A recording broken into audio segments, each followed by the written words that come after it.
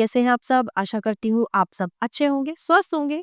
स्वागत है आपका इस कक्षा में। आइए आज हम पढ़ते हैं हिंदी व्याकरण का पाठ 2 वर्ण विचार। जैसा कि हम पिछली कक्षाओं में भी पढ़ चुके हैं कि भाषा में कुछ ध्वनियां होती हैं।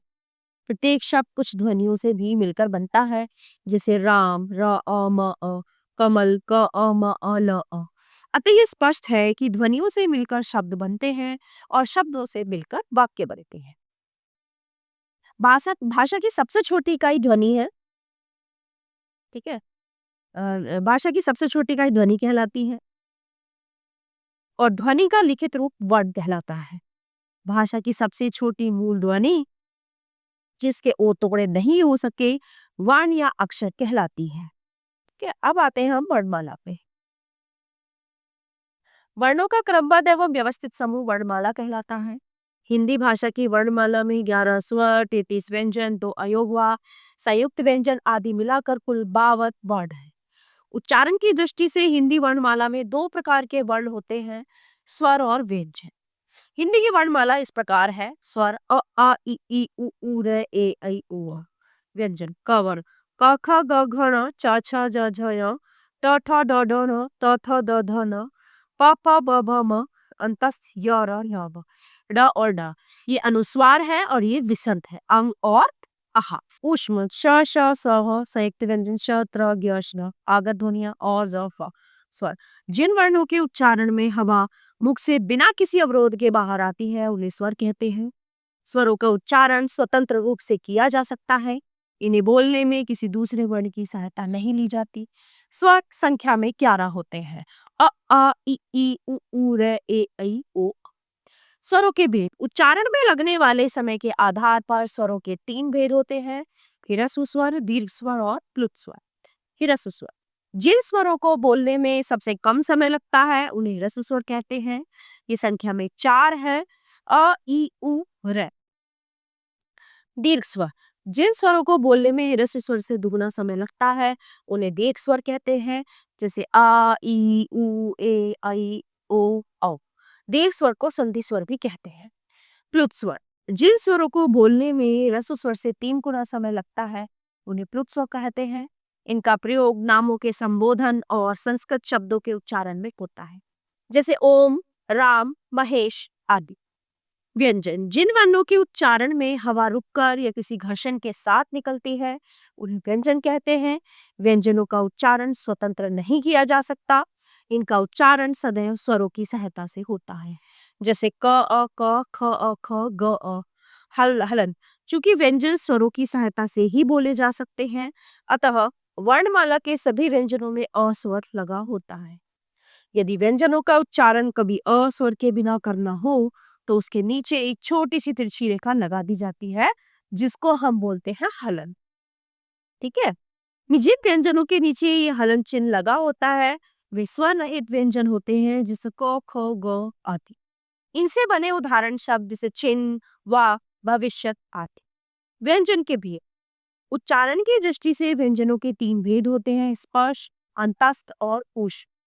स्पर्श व्यंजन जिन व्यंजनों का उच्चारण करते समय मुख के कोई 2 भाग आपस में पूरी तरह छूते हों उन्हें स्पर्श व्यंजन कहते हैं। क से म तक इनकी कुल संख्या 25 है। अंतस्थ है इन व्यंजनों के उच्चारण में जीभ मुख के किसी भी भाग को पूरी तरह नहीं छूती है और वायु भी मुख में बहुत कम समय के लिए रुकती है, इसलिए ये अंतस्थ कहे जाते हैं। ये संख्या में 4 हैं: य र ल। ऊष्म व्यंजन ऊष्म व्यंजन वे होते हैं जिनके उच्चारण में अंदर से आती वायु मुख के विभिन्न भागों से घर्षण करते हुए बाहर निकलती है। रगड़ के साथ उच्चरित होने के कारण ही इन्हें ऊष्म व्यंजन कहते हैं। ये भी संख्या में 4 है: श श स ह। अयोगवाह स्वरों, व्यंजनों एवं संयुक्त वर्णों के अतिरिक्त 2 वर्ण ऐसे भी हैं जो अयोगवाह कहलाते हैं। ये है अनुस्वार अंग तथा विसर्ग अह।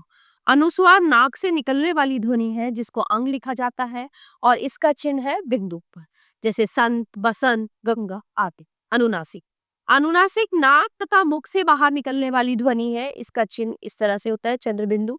इसे चंद्रबिंदु भी कहा जाता है, जैसे आ, मुंह, चांदी आदि। विसर्ग अ को अह को विसर्ग कहते हैं और इसका उच्चारण आधे है के समान होता है। ये अयोगवाह व्यंजन के सामने ये 2 डॉट होते हैं ना, इनके रूप में लगता है, जैसे प्राय, दुख आदि है। उच्चारक स्थल। वर्णों को बोलते समय हमारी जीभ मुख के जिस भाग का स्पर्श करती है, यानी कि अंदर से जिस भी भाग को छूती है, उस स्थान को उस वर्ग का उच्चारण स्थान कहते हैं।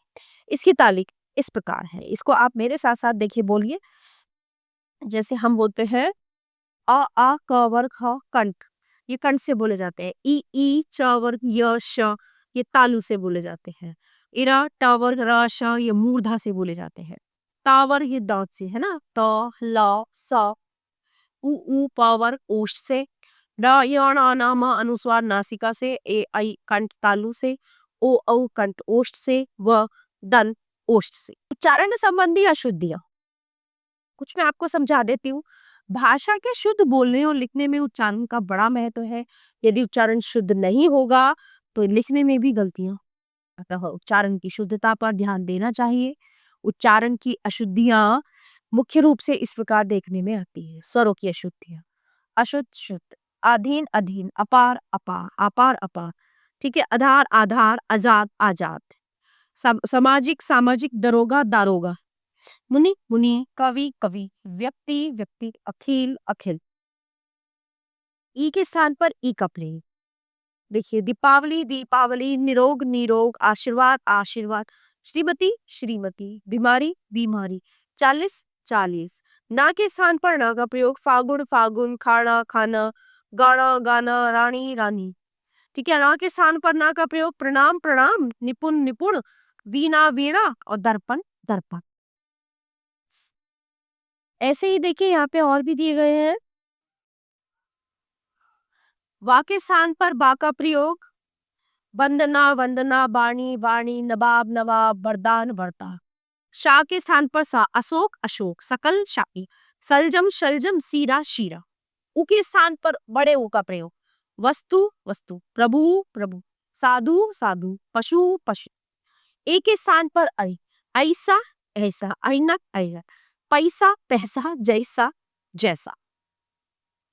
औ के स्थान पर औ का प्रयोग देखिए, औरत औरत, कौन कौन, नौकर नौकर, चौका चौका। स के स्थान पर श, सरल सरल, संकट संकट, नमस्कार नमस्कार, प्रसाद प्रसाद। श छ, लक्ष्मण लक्ष्मण, क्षमा क्षमा, नक्षत्र नक्षत्र, अक्षर अक्षर। जस यश, यज्ञ यज्ञ, यात्रा यात्रा, यात्री यात्री। तो आइए देखते हैं इस पाठ में हमने क्या सीखा, क्या जाना हमने इस पाठ में। जो है, भाषा की सबसे छोटी ध्वनि जिसके और टुकड़े न हो सके वर्ण कहलाती है। वर्णों का क्रमबद्ध और व्यवस्थित समूह वर्णमाला कहलाता है। वर्णों को 2 भागों में बांटा गया है, स्वर और व्यंजन। स्वरों के उच्चारण में हवा मुख से बिना की रुकावट के बाहर आती है।